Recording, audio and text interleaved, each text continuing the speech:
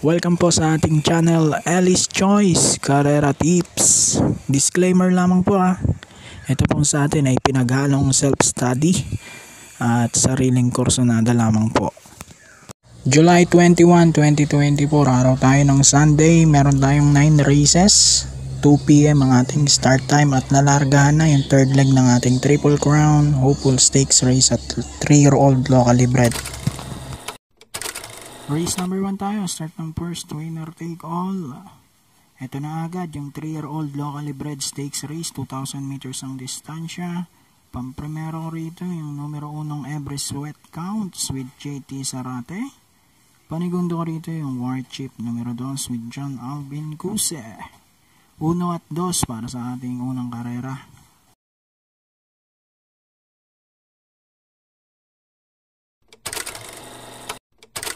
Race number 2, start naman to, first pick 5. Ito na yung Hopeful Stakes Race, 2,000 meters din yan. Pampremero ko yung numero 2, Bell Tuna with Mark Angelo Alvarez.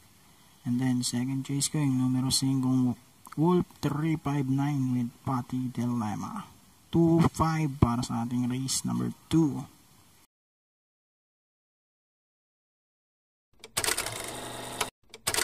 Race number 3, ito na. Start ng second winner take all. Ang 2024 Pilracom third leg of the Triple Crown Stakes Race. 2,000 meters din po ang distansya niyan. Pampremera ko, yung first leg winner natin, numero 3 si Ghost.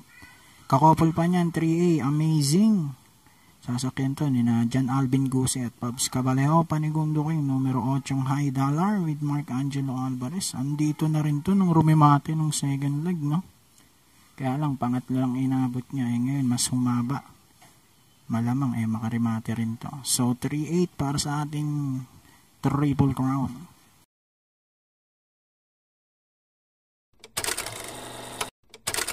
Okay, race number 4 na tayo. Start ng pick 6, class 5, 6 to 10 split. 1,400 meters na distansya natin mula race 4 hanggang race number 9. Pampremera natin dito, numero 1, Lemon Bell.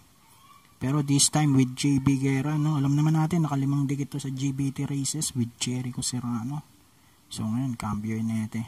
Panigundo ka numero 6, Bohemian with JD King Flores. Ito naman, ang bigat ng tinalo sa segundo, no? Sa GBT races, si Charm Campaign.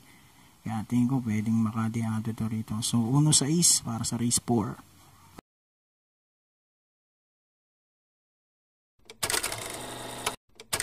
Race number 5 tayo. Start ng second pick 5. Class 5 placers.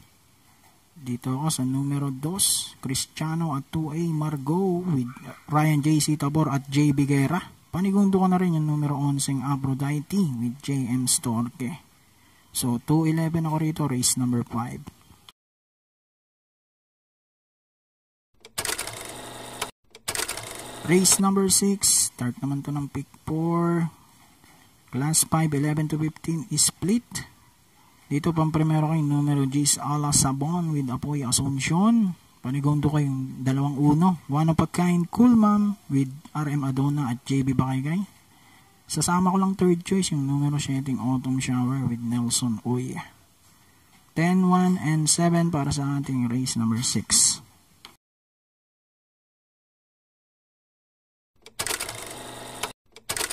Race number 7 tayo para tingin ng first winner take all, class 4, 28 to 33. Pampremero natin yung numero G's Heart of a Champion with Pabs Cabalejo. Dito masusubukan kung talagang mainam si Caballo dahil medyo mabigat-bigat na rin tong laban.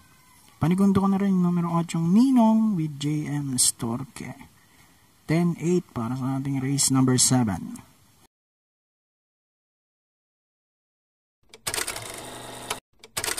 Race number 8 naman tayo, penultimate race, class 4, 22 to 27.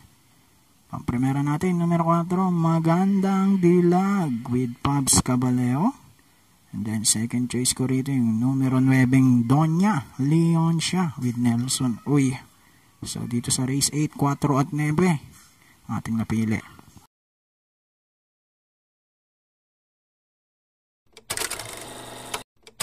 Okay, race number 9 na tayo. Huling karera, class 4, 16 to 21 split.